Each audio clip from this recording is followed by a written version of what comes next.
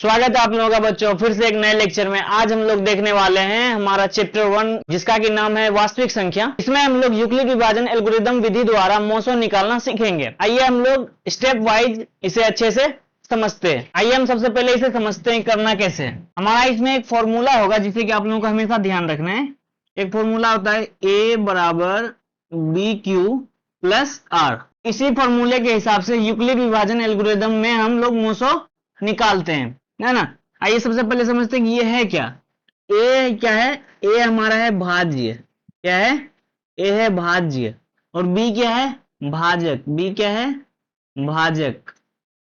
और इसमें क्यू क्या है? तो क्यू हो गया हमारा भागफल। क्यू क्या हो गया? भागफल। और आर क्या है? आर है हमारा शेष। आर क्या है? शेष। तो ए क्या हो गया? भाज्य हो गया। बी क्या है? भाजक हो गया। और क्यू क्या है? भागफल हो गया। और आर क्या है?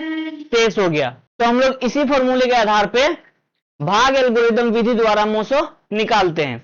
इसमें क्या होता है कि हमारा जो ये भाज्य है ये बड़ा संख्याओं को लेते हैं, जैसे कि 135 और 225 में बड़ा संख्या क्या है? तो 225 है। तो भाज्य बराबर हम क्या लेंगे? 225, यानी कि ए बराबर हम क्या ले लेंगे? 225। ठीक है। उसके बाद भाजक हम क्या लेते हैं? जो छोटा संख्या होता है। क्या है छोटा? 135। तो यहां हम दे देंगे बराबर। उसके बाद बी है तो यहां बी की जगह क्या दे देंगे हम लोग? 135। अब क्या करना है कि हमें जो है इसमें इससे क्या करना है? 135 से 225 को क्या करना है? डिवाइड करना है। क्या करना है? डिवाइड करना है। और जितना टाइम्स में आएगा उसको यहां क्या करना है? हम लोग को लिख देना है ना। 135 से इसको डिवाइड करना है और जितना आएगा उसको यहां लिख देंगे। अच्छा, इसमें क्या होता है? जैसे ही शेषफल शून्य हो जाए तो हमारा जो भाजक होगा वही क्या हो जाता है? मोसो हो जाता है। क्या हो जाता है? मोसो हो जाता है। आइए हम लोग समझते हैं। सबसे पहले 135 से इसको हम भागा देते हैं। तो एक बार में देखिए यहां डिवाइड होगा। एक बार में अगर हम किए तो शेष कितना बच रहा है? शेष 90 बच जाएगा। कितना बच जाएगा? 90 बच जाएगा। अब 135 को हम क्या मान लेंगे? क्योंकि यहां शून्य नहीं आया तो इस प्रक्रिया को हम आगे बढ़ाते रहेंगे। यहां हम लिख देंगे फिर, है ना। तो जब तक यहां शून्य नहीं आएगा हम इस प्रक्रिया को इसी प्रकार बढ़ाते रहेंगे। अब क्या हो जाएगा? भाजक क्या बन जाएगा? भाज्य बन जाएगा। भाजक क्या बन जाएगा? तो भाज्य बन जाएगा। और ये जो शेष था बचा हुआ ये क्या बन जाता है? भाजक बन जाता है। क्या बन जाता है? भाजक। फिर से वही प्रक्रिया को दोहराएंगे। 90 से 135 में क्या करना है? भाग करना है। 90 से 135 में क्या करना है? भाग करना है। 90 से 135 में करेंगे कितना बार में? एक बार में होगा। और शेषफल कितना बच जाएगा?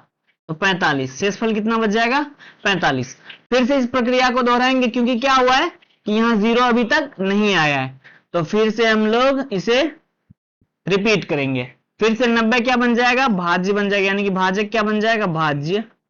और हमारा शेषफल जो था वो क्या बन जाएगा? भाजक, है ना। फिर से अब देख रहे 45 से 90 कितना बार में लगेगा? तो 2 बार में। कितना बार में? 2 बार में। कितना? 45 गुना 90 हो गया। अब हमारा शेषफल क्या बचा है? शून्य। अब शेषफल क्या बचा है? शून्य। अब जब शेषफल बच गया तो इस प्रक्रिया को हम क्या करेंगे? यहीं रोक देंगे। तो हमारा भाजक क्या है? 45, है ना। तो जैसे ही हमारा शेषफल शून्य हो जाए तो जो हमारा भाजक होगा यही क्या बन जाता है? मोसो। तो इसमें हमारा मोसो क्या निकला है? 45। क्या निकला है? 45। आप लोगों को समझ में आया बच्चों? जिन बच्चे को अभी तक ये अच्छे से समझ में नहीं आया वो वीडियो को फिर से थोड़ा बैक करके इसे अच्छे से रिवर्स करके समझ लें, है ना। आइए हम लोग नेक्स्ट देखते हैं। अब नेक्स्ट है हमारा, नेक्स्ट हम लिख लेते हैं। क्वेश्चन क्या है? 38,220 ये हमारा पहला था। ये दूसरा है। 38,220 में किससे करना है? 196 से।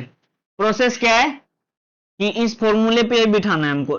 भाज्य बराबर भाजक गुना भागफल जो शेष, यानी कि ए बराबर बी क्यू प्लस आर, है ना। तो ए हो गया भाज्य, बी हो गया भाजक, क्यू हो गया भागफल और आर हो गया शेष, है ना। इस चीज को हमेशा ध्यान रखना, इसलिए मैंने फिर से इसे रिपीट किया क्योंकि इसके आधार पे ये बनने वाला है ना। आइए हम देखते हैं। तो 196 से क्या करना है? इसको भाग देना है। हमने रफ में किया हुआ है। कितने बार में ये भाग लगता है? तो 195 बार में। कितने बार में लगता है? 195 बार में। और शेषफल कुछ बच रहा है? नहीं बच रहा है। शेषफल कितना आ जाएगा? शून्य। तो इसका वन लाइन में ही क्या हो गया? हमारा जो भाजक था वही मोसो हो जाएगा। क्या हो जाएगा? जो भाजक था वही मोसो हो जाएगा। भाजक कितना है? 196, है ना।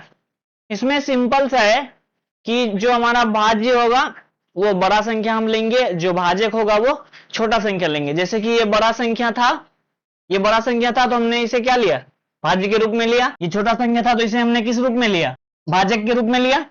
अब भाजक से क्या करना है, इसे भाग देना है ना।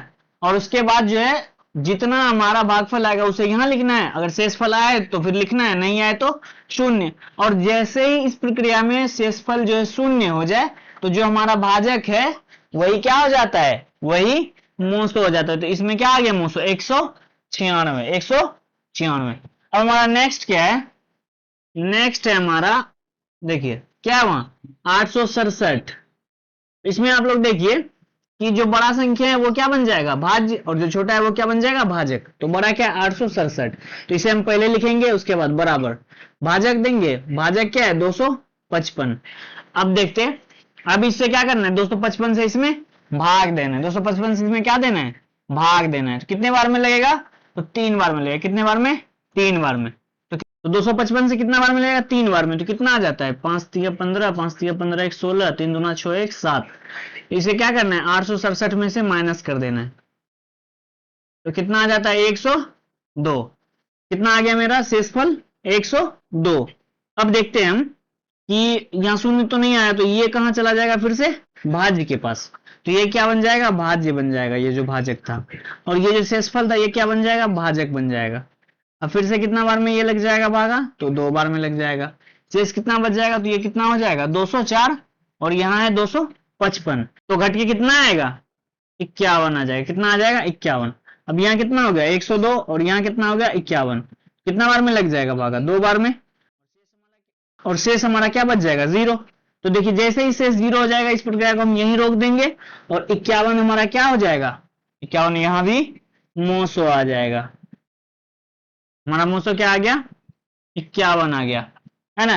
तो इस तरह से बच्चों हम लोगों ने इस पूरी प्रक्रिया को अच्छे से समझा, है ना। इसमें एक ही चीज बार बार ध्यान रखना है आप लोगों को, एक फॉर्मूला होता है a बराबर बी क्यू प्लस आर, जिसमें a क्या होता है, a होता है भाज्य, और b क्या होता है, b होता है भाजक, और q क्या होता है, q होता है भागफल, और r क्या होगा, शेष, है ना।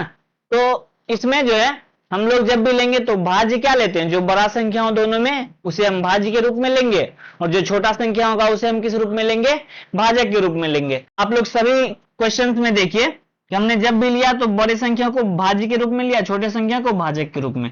यहाँ भी देखिए बड़ा संख्या भाज्य है और छोटा संख्या क्या लिए है, भाजक के रूप में। यहाँ भी बड़ा संख्या भाज्य है और छोटा संख्या भाजक के रूप में, है ना।